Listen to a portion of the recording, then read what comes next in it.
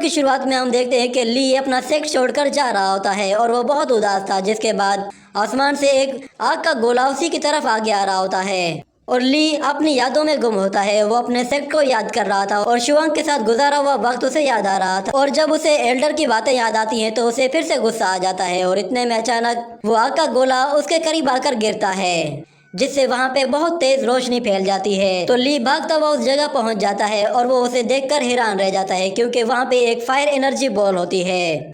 वो उसे देखकर कहता है कि तो ये चीज आसमान से गिरी है, ये भी बिल्कुल मेरी ही तरह है, ये भी जहाँ से आई है वहाँ वापस नहीं जा सकती। जिसके बाद वो वहीं पे बैठ जाता है और कहता है कि काश मैं कल्टीवेट कर पाता तो हम दोनों एक दूसरे की मदद कर पाते, मगर क्योंकि मेरा कोर डिस्ट्रॉय हो चुका है तो मैं अब कल्टीवेट नहीं कर सकता।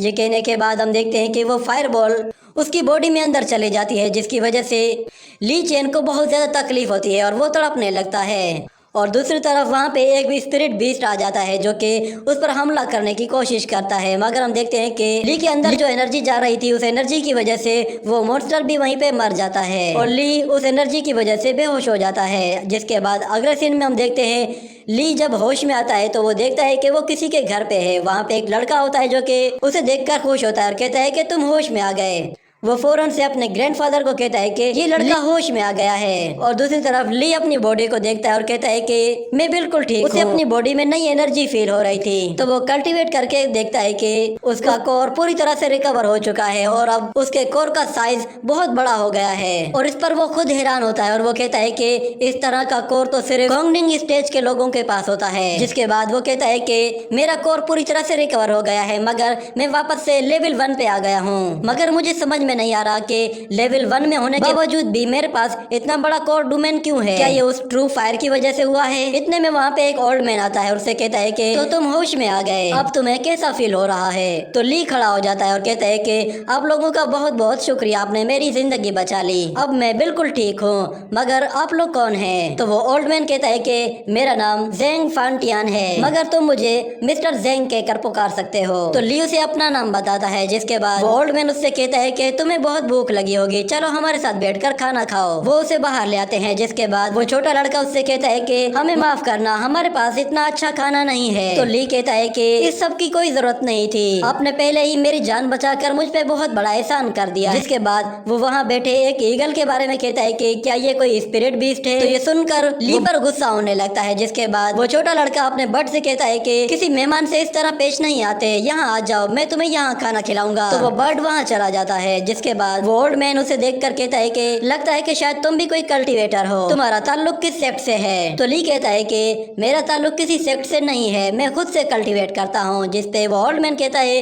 तुम्हें कोई सेक्ट ज्वाइन कर लेना चाहिए। ये कहने के बाद अचानक एक लड़का जोर से आकर दरवाजे को लात मारता है और गुस्से में अंदर आता है। जिसके बाद वो ओल्ड मैन से कहता है कि तुम यहाँ बैठकर खाना खा रहे हो? तो हुआन उसके पास आता है और उससे कहता है कि तुम फिर से यहाँ आ गए? तो जोंग टाओ उससे कहता है कि वो चीज मेरे हवाले कर दो, मगर वो ओल्ड मैन कहता है थोड़ा सा सब्र करो, मगर वो सब्र करने के लिए तैयार नहीं था। जिसके बाद वो ईगल उस पे हमला करने की कोशिश करता है तो वो उसे एक जोरदार किक मारता है। जिसके बाद वो उस ओल्ड मैन को पकड़ लेता है। तो वो ओल्ड मैन उससे कहता है कि मेरे पास ऐसा कुछ भी नहीं है जो तुम्हें चाहिए, मगर जोंग टाओ कहता है कि मैं तुमसे अभी प्यार से कह रहा हूँ कि मुझे वो दे दो। ये कहकर वो उसे धक्का दे देता है। जिसके बाद हुआन उसके सामने आकर खड़ा हो जाता है और उससे कहता है कि मैं तुम्हें मेरे ग्रैंडपा को करने नहीं दूंगा।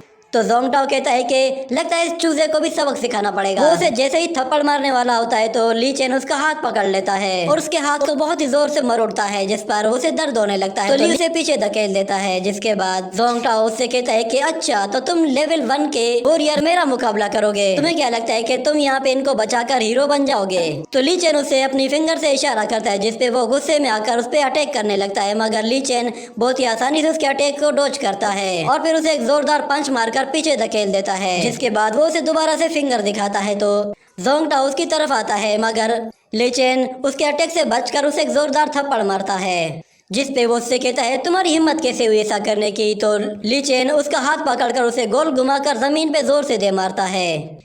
जब वो ओल्ड मैन ये सब कुछ देखता है तो वो कहता है कि जोंग टाओ तो लेवल 2 का वॉरियर है, मगर वो ली चेन के आगे तो चाय कम पानी लग रहा है। और दूसरी तरफ हम देखते हैं कि ली चेन उसकी धोबी पछाड़ वाली धुलाई करता है।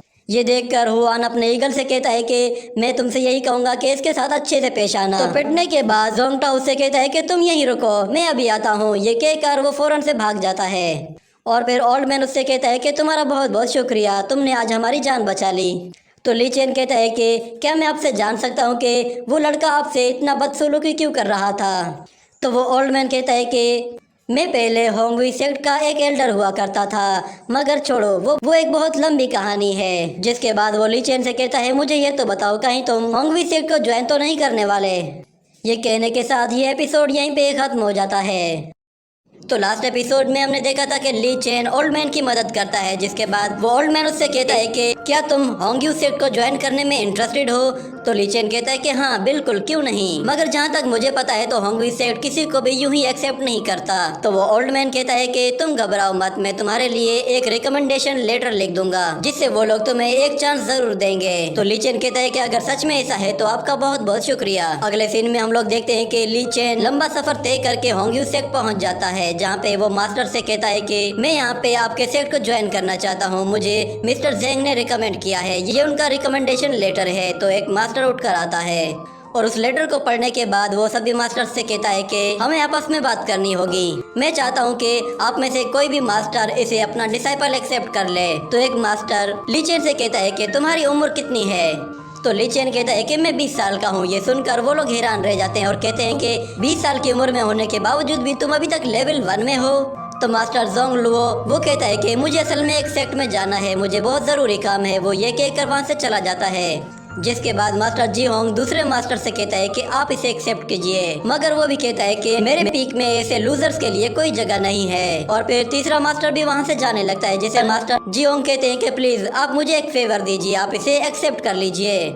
पर वो मास्टर कहता है कि ये लड़का मेरे सेक्ट को ज्वाइन करने के लिए क्वालिफाइड नहीं करता, इसलिए मैं इसे एक्सेप्ट नहीं कर सकता क्योंकि इसके अंदर कोई भी टैलेंट नहीं है। ये कहकर वो भी चला जाता है। जिसके बाद ली चेन को बहुत बुरा लगता है और वो कहता है कि मैं भी एक मर्तबा रेन युआन स्टेज पे हुआ करता था। तो मास्टर जी होंग उससे कहता है कि मेरे पास बस तुम्हारे लिए एक ही ऑप्शन है, तुम एक इंटर्न डिसाइपल बन सकते हो, क्या तुम एक्सेप्ट करोगे। तो ली कहता है कि एक इंटर्न डिसाइपल, मगर कोई बात नहीं, मगर मैं इन्हें दिखा दूंगा कि मैं क्या कुछ कर सकता हूँ। वो मास्टर को एक्सेप्ट कर लेता है। जिसके बाद मास्टर से कहता है कि ठीक है अब मेरे साथ चलो, मैं तुम्हें ट्रेजर पवेलियन लेकर जाता हूँ, वहाँ से तुम अपने लिए कोई भी ट्रेजर चुन लेना।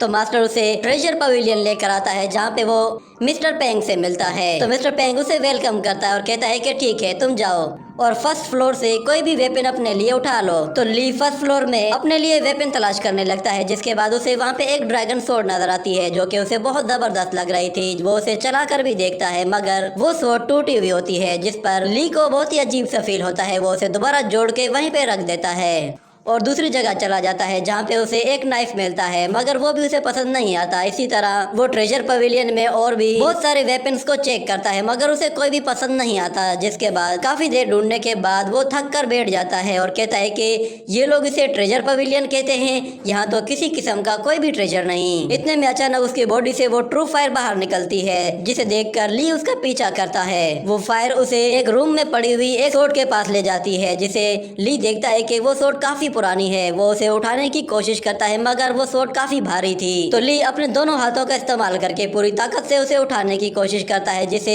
वो जैसे तैसे करके उठा लेता है, मगर वो सोर्ड दोबारा नीचे गिर जाती है। तो ली खड़ा होकर उसके हैंडल को जैसे ही पकड़ता है तो वो सोर्ड के अंदर चला जाता है। जिसके बाद वो देखता है कि ये सोर्ड असल में एक स्पिरिट सोर्ड है और सोर्ड की स्पिरिट बाहर आ जाती है और उससे कहती है कि लो एक और आ गया मेरा मालिक बनने के लिए। तो ली उससे कहता है कि ऐसी बात है तो मैं तुम्हारा मालिक बनकर रहूंगा। ये सुनकर वो स्पिरिट तेजी से उसकी तरफ आती है और हम देखते हैं कि वो आते ही एक वेपन क्रिएट करके ली चेन पर एक एनर्जी वेव अटैक करती है, जिससे ली चेन हल्का सा जख्मी हो जाता है, मगर वो कहता है कि ये सोर्ड मेरी होकर ही रहेगी। ये सुनकर वो स्पिरिट गुस्से में उस पर मल्टी सोर्ड टेक्निक को यूज करती है, जिससे वो उसके ऊपर सोर्ड्स की बौछार कर देती है, जिससे उसकी बॉडी पे बहुत सारे जख्म आ जाते हैं, मगर वो फिर भी हार मानने को तैयार नहीं होता और कहता है कि मैं ये सोर्ड यहाँ से लेकर ही जाऊंगा।